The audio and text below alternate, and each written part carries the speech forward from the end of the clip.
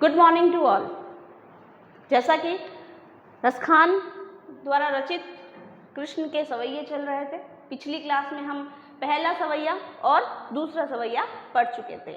आज हम शुरू करते हैं कृष्ण भगवान का तीसरा सवैया। ठीक है, हमने देखा कि रसखान जो हैं वो कृष्ण भक्त कवि हैं और पिछले दो सवैयों में कृष्ण के प्रति रसखान की अनन्य भक्ति प्रकट हुई है और इसी तरह की अनन्य भक्ति इन दो सवैयों में भी हमें दिखाई देगी। देखते हैं।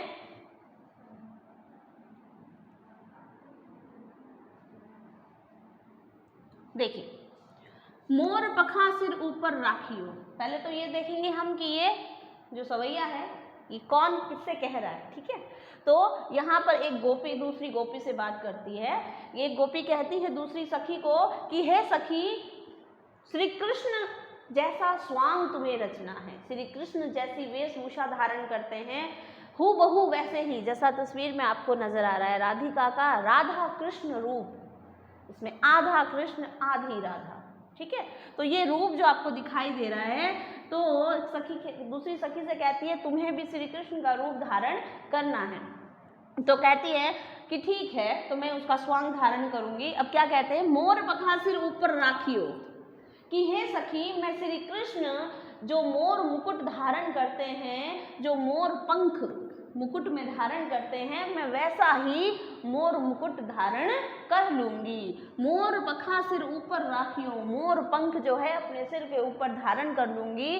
गुंज की माल गले पहनूंगी, गुंजों के फूलों की बनी हुई माला जो श्री कृष्ण धारण करते हैं वो मैं धारण कर लूंगी, वो मैं पहन लूंगी। दो चीजों का कहा है कि मोर पंख का मुकुट जो है वो मैं धारण करूंगी, दूसरा गुंजों के फूलों से बनी हुई माला मैं पहन लूंगी। ओड़ी पीतंबर, पीले वस्त्र जो श्री कृष्ण धारण करते हैं वो मैं पीले वस्त्र धारण कर लूंगी।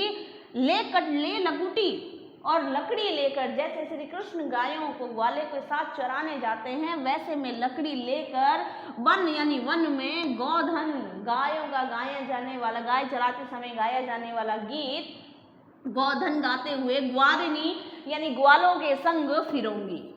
यानी श्री कृष्ण जो लकुटी लकड़ी लेकर गायों को चराने वन वन ग्वालों के साथ जाते हैं, मैं वो भी स्वांग रचूंगी।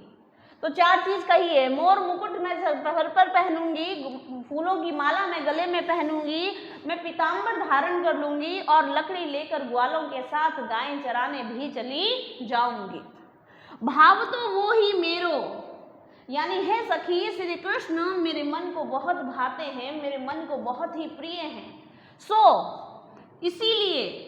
इसीलिए तेरे कहे सब स्वांग करूंगी, यानी इसीलिए मेरे जो श्री कृष्ण हैं वो मेरे मन को अत्यंत भाते हैं, इसीलिए तेरे कहे यानी तू जो कह रही है वो सारे स्वांग करूंगी। तेरे द्वारा कहे गए मैं स्वांग यानी श्री कृष्ण के जैसी वेशभूषा को मैं धारण कर लूंगी। यहाँ पर तो सारे में सकारात्मक कि मैं ये उनके जैसा ही समान में रूप धारण कर लूंगी, लेकिन एक चीज में मनाही है। क्या है, या मुरली मुरली धर की अधरान धरी अधरान धरोगी। काव्य सौंदर्य है इसमें अनुप्रास अलंकार है, इसमें यमक अलंकार है। ठीक है, तो यहाँ कह रहे हैं या मुरली मुरली धर की, पहले तो वर्णों की आवर्ती होती है तो अनुप्रास अलंकार। ठीक है, अनुप्रास अलंकार वर्णों की आवर्ती हुई है, म तो अनुप्रास। दूसरी मुरली और मुरलीधर की, मुरली और मुरलीधर। यहाँ पर अगर हम इसे तोड़ देते हैं, शब्द को अलग कर देते हैं, मुरलीधर, तो ये हो गया भंग, तो इस अलंकार को कहते हैं सभंग यमक अलंकार।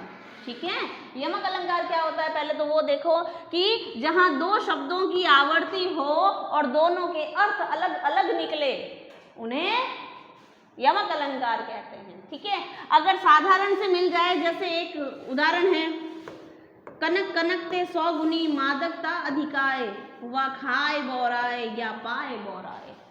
कहते हैं कनक, कनक एक अर्थ कनक का है सोना और एक कनक का अर्थ होता है धतूरा, जहरीला पदार्थ जो होता है जिसे खाने से क्या हो जाता है, नशा चढ़ जाता है, मादकता यानी नशा।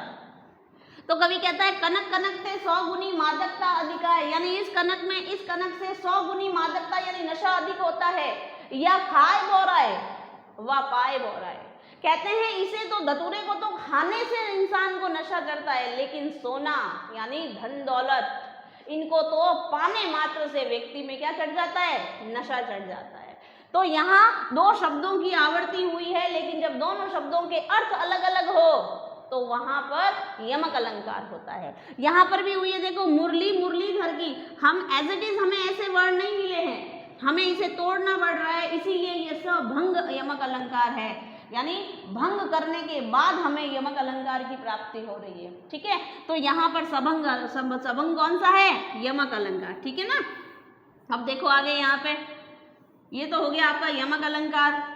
ठीक है, अनुप्रास अलंकार हो गया, यमक अलंकार हो गया। ठीक है, तो फिर आगे अदरान धरी, अदरान धरोगी, अब इसमें भी यमक अलंकार। देखो अदरान, और ये भी कौन सा है, सबंग, अदरान और अधरा न, ये भी अगर हम इसके टुकड़े करते हैं तब हमें यमक अलंकार की प्राप्ति होती है। अदरान यानी होठों पर धरना, क्या कह रही है, या मुरली, सब कुछ धारण कर लूंगी, लेकिन या मुरली, मुरलीधर की, लेकिन ये जो मुरली है मुरलीधर की, एक मुरली यानी वंशी और दूसरा मुरलीधर यानी कृष्ण। तो ये जो कान्हा की मुरली है जिसको उसने अधरों पर धरा था, अधरान यानी होठों पर धारण किया था, अदरान न धरोगी, मैं अपने होठों पर धारण नहीं करूंगी। अर्थात यहाँ पर गोपियों द्वारा ये भावना व्यक्त हो रही है कि उनकी जो वंशी है वो उनके स्वातन का काम कर रही है, अर्थात हमसे अधिक प्रिय, हमसे ज़्यादा करीब उनकी वांछुड़ी रहती है, उनके होठों पर विराजमान रहती है, इसलिए वो उससे ईर्ष्या करती है और ये कह रही हैं कि मैं बाकी सारे स्वांग कर लूंगी, लेकिन उस मुरली को अपने होठों पर धारण नहीं करूंगी जिस मुरली को श्री कृष्ण ने अपने होठों पर धारण किया था, जिसकी वजह से श्री कृष्ण हमसे दूर हैं। ठीक है, तो इस लाइन का विशेष ध्यान रखना, इसका काफी सौंदर्य पूछा जाता है। ठीक है, अनुप्रास अलंकार और यमक अलंकार, जब वर्णों की आवर्ती होती है तो अनुप्रास अलंकार होता है, जब शब्दों की आवर्ती होती है और अर्थ दोनों के अलग अलग होते हैं तब यमक अलंकार होता है। ठीक है, चलिए अगला देखते हैं यहाँ कदम, ये तीसरे सवैये का भावार्थ। यहाँ पर चौथा सवैया ले लेते हैं हम अपना, लास्ट अंतिम सवैया है। क्या कह रहे हैं देखो, काननी दे उंगली, यहाँ पर भी सखी जो है दूसरी सखी से यहाँ पर जो है गोपियों का विवशतापूर्ण समर्पण प्रकट हुआ है।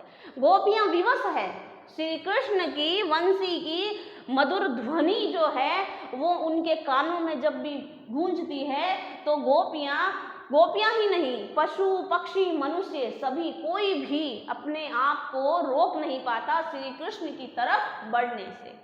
तो यहाँ पर समर्पण, विवशतापूर्ण जो है समर्पण व्यक्त हुआ है गोपियों का। क्या कहती है गोपी कि काननी दे उंगली रही वो, मैं अपने कानों पर उंगलियां रख लूंगी, यानी मैं अपने कानों को अपने हाथों से ढक लूंगी। क्यों ढक लूंगी, जब ही मुरली धुनि मंद बजे है सखी, जब उसके बंसी मुरली की धुन मंद बजे, यानी जब कान्हा की मुरली मंद मंद स्वर में बजेगी तब मैं अपने कानों पर हाथ रख लूंगी, मैं अपने कानों पर उंगली रख लूंगी। क्यों, क्योंकि जब उसकी मधुर तान मेरे कानों में होती है तब मैं अपने वश में नहीं रहती।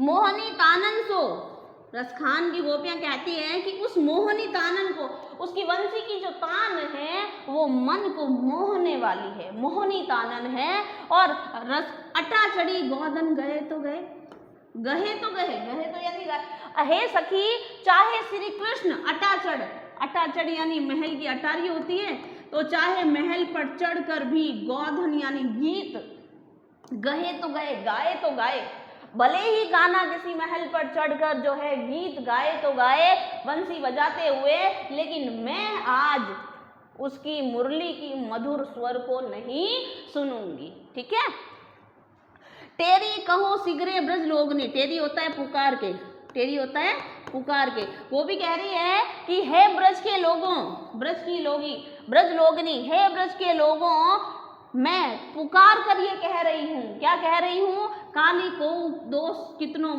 चाहे फिर मुझे कल, काली यानी कल, कल को कोई भी कितनों कितना ही समझाए, हे ब्रज के लोगों ये मैं पुकार के कह रही हूँ, फिर चाहे कल मुझे कितना भी समझाना, क्या समझाना कि मायरी, हे माँ वाह मुखरी मुस्कानी, वाह मुख कौन सा, कृष्ण का मुख, वाह मुखरी मुस्कानी यानी उस मुख की मधुर जो मुस्कान है, श्री कृष्ण के मुख की जो मुस्कान है, संभाली न जहे न जहे न जहे, यानी मुझसे संभाली नहीं जाती, अर्थात श्री कृष्ण के मुख की जो छटा है, जो उसकी सुंदरता है, जो उसकी मनमोहक मुस्कान है, उसको देखकर हमसे खुद को संभाला नहीं जाता, हम विवश हो जाती हैं श्री कृष्ण के पास जाने के लिए।